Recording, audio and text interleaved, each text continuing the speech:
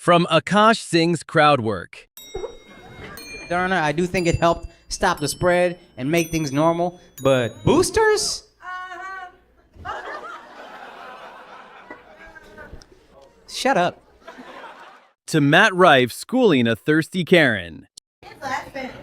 In what? Fingering. I'm enjoying myself. You're enjoying yourself? Have you ever tried it quietly? Your inability to please others. Oh, my inability to please others. Oh no, I could definitely make you come, for sure. These are the 7 levels of comedians, starting with Akash Singh, who made this drunk Karen instantly regret heckling his set. Shut up. Can you let me get to the fucking joke? What are we talking about? Don't make sense. Who's to make sense? You're this drunk at 7:30, and you think they got the problem?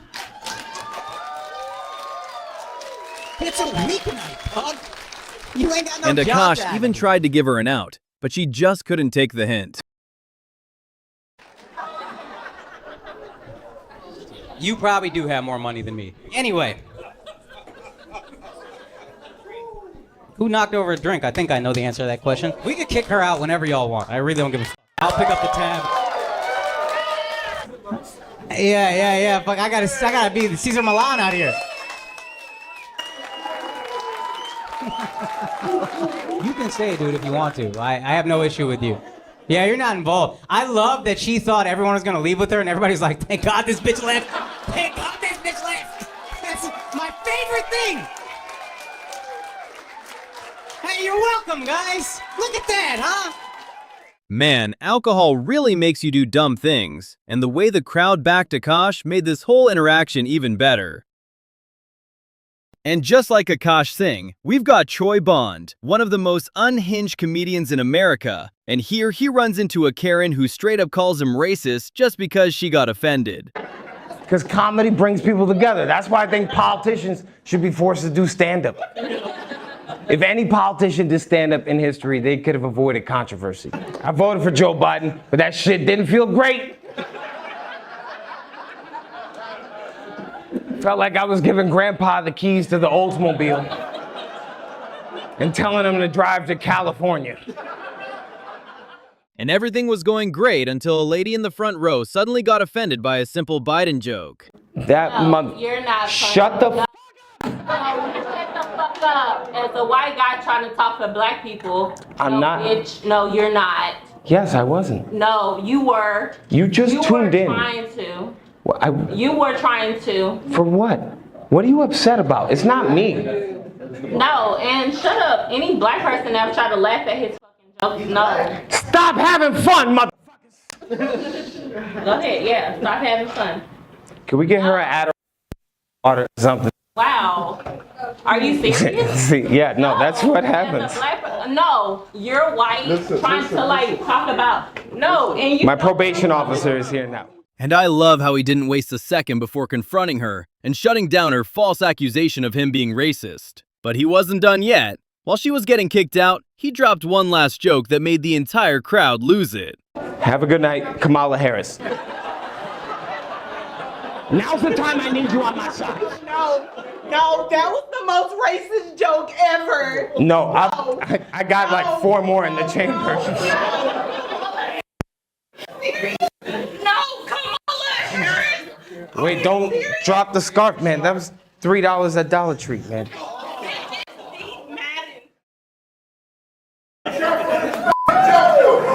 What's that, sir? Be careful on your jokes, man. No, I'm just getting started, sir. So this all started when comedian Quinn Dale was joking about how different races answer phone calls, and the whole crowd was cool with it, except for 2 guys sitting in the back. Every race talks different. Let's say you call a white person.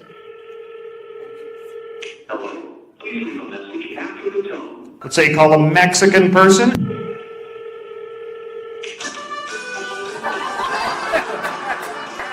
Let's say you call a black person.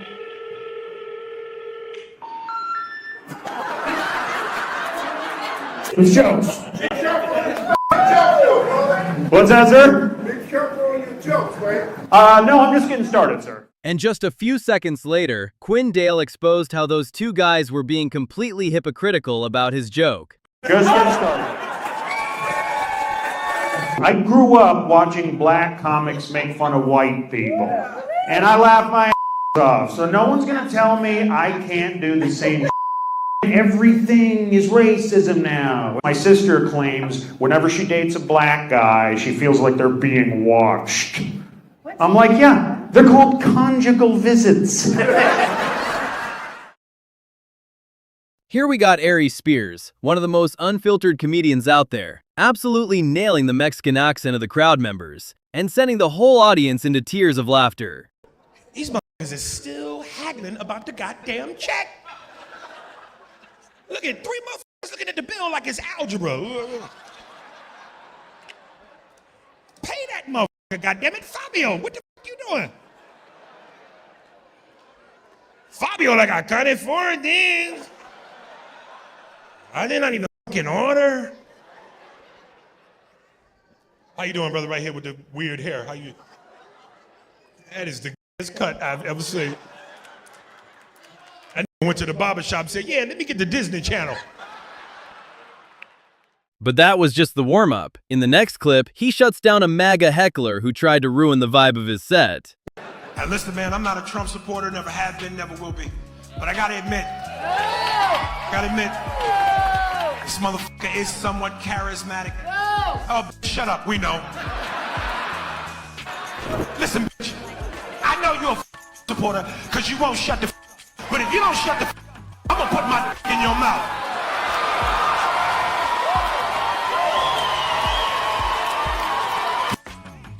I wish you would. That way I got a reason to get rid of this last $2 in my wallet. I bet you your pussy tastes like cold French fries. And if that wasn't enough, he went full-on offensive mode, showing her exactly why heckling at a comedy show is never a good idea. You don't want to f with me? I'm like Denzel in Training Day. I'm surgical with this bitch.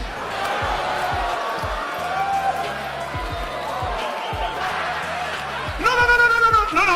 She don't have to be thrown out. She don't have to be thrown out. But here's where you f it up. Here's where you f it up. I love you. Well, then if you love me, suck my d and shut the fuck up.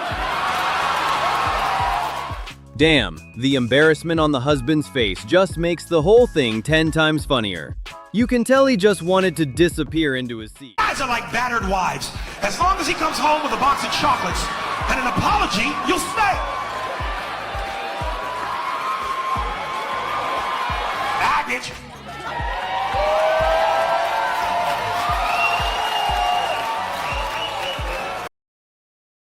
Now we got Jimmy Carr, one of the best British comedians to set a foot on this planet, and watch how he never fails to give his audience a lovely and hilarious performance. So here, Jimmy Carr was heckled by a normie in the crowd and decided to roast him so hard that it made a legendary meme. When does the comedy start? All right. What's your name, sir? Like shoe rack, you're called Rack. If the show's not for you, it's not for you. But I feel bad if you paid all this money to come and see me and you don't think it's funny. You've had a disaster. But I suppose, Rack, you have learned a valuable lesson. You've learned life's not fair. You pay your money, you take your chance. Sometimes it's a good show, sometimes it's not for you. But I'll give you another example, Rack, so you haven't had a wasted evening. At least you've learned something. And the example he gives next is nothing short of offensive. Another example of how unfair, Rack, our society is. Let's say if a man, you're right, sir, let's say if a man sleeps with loads and loads of women, what is he? He's a stud, he's a player, he's admired in our society. That isn't an opinion, that's fact. If a guy sleeps with loads of women, he's a player, he's a stud, he's admired. But if a woman sleeps with loads and loads of men, she's called Rack's mum.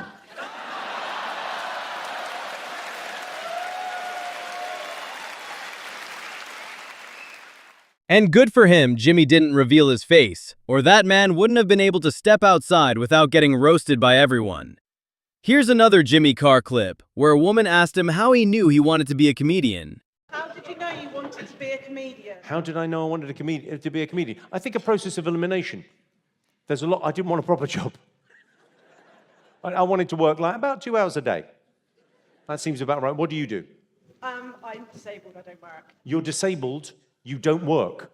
That's a very punchy way of describing disabled. I'm disabled. I don't work. What specifically doesn't work?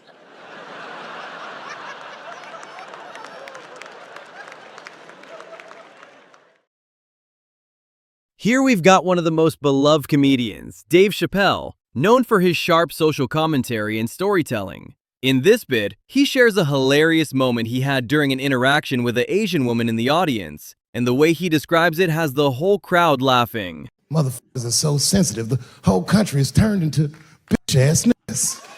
You know, I can remember when it all started. It was when I was doing Chappelle's show. I used to do the show, and then on the weekends, I do like concerts and shit like that. So I'm doing a concert, and there was a couple in the front row. Wife was obviously Asian. You could see it in her face. The husband, this motherfucker was mysterious, to say the least. Couldn't quite pinpoint where he was from. Caramel-colored fella, very nice hair, but he could have been from anywhere. Bangladesh, Mexico. I can't guess with a nigga like this. All I knew for sure about this guy is that his wife was a bitch. I could see that in her face, too. And then he explains why he reacted to that moment the way he did. And honestly, I've rarely seen Dave Chappelle this fired up on stage. No, he was laughing and having a good time, and she was scowling at me at a goddamn comedy show. And then I realized at some point that she was pregnant, and I was smoking on stage. I said, oh my God, that's probably why she's mad. So I started to put my cigarette out, but then she hit me with one of them fake non-smoker calls. So I just kept smoking. I thought to myself, bitch, that babe will be fine, relax. I'm from California. If you are asking my ethnicity, I am Chinese. And her husband was just cool about the shit. He was like, I'm Mexican, bro. I said, well, I'm sorry if I offended you by asking, but you're a very beautiful couple. And miss, there's no question that you're gonna give birth to the hardest working baby this world has ever seen. And then Dave explains why he called out that woman for being hypocritical. The way he handled it is absolutely hilarious. Because I was, quote, racist, and insensitive to the nature of my interracial marriage. I was like, word, bitch, I was. If she had just done a little bit of research, she would know that I myself am in an interracial marriage. In fact, my wife is Asian too. Surprise, bitch, I'll see you on Thanksgiving.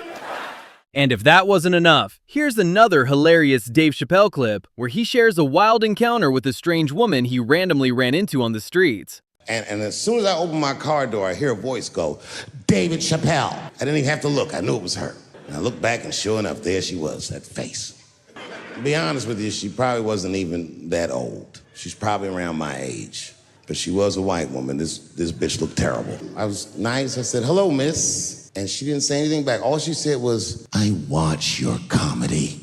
I said, uh-oh. And then she says, it's true. She goes, sounds to me like you hate women. Oh boy, she said that to the wrong person, and he definitely wasn't gonna let it slide. I said, well, you know what, miss? It's art. And you're free to interpret this art however you'd like. But I can tell you, as the maker of this art, that I don't believe that I feel that way. And she said, well, I think. And I said, shut up, bitch. Shut the up. Before I kill you and put you in the trunk, ain't nobody around here. I'm just kidding, I didn't say that.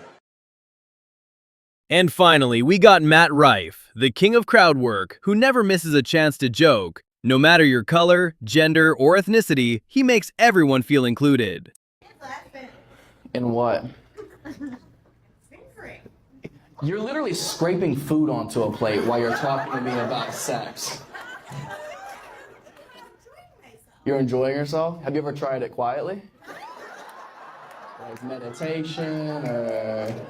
What's that? Your inability to please others. Oh, my inability to please others. Oh, no, I could definitely make you come, for sure. I love how some comedians take a pause to land a joke, but Matt Rife just straight up bombs you with roasts you never see coming. Who are you here with? Myself. By yourself? No. Damn. You couldn't even get somebody to come with you. That's wild. Damn.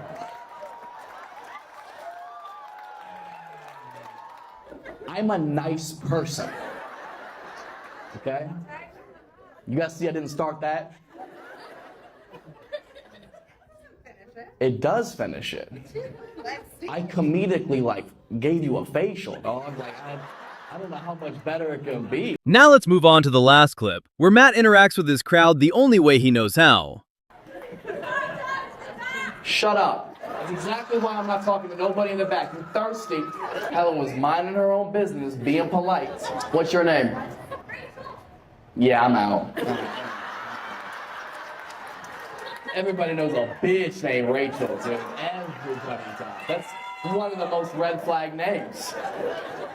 Are you in school still? From where? Yeah, I'm out. Fuck that.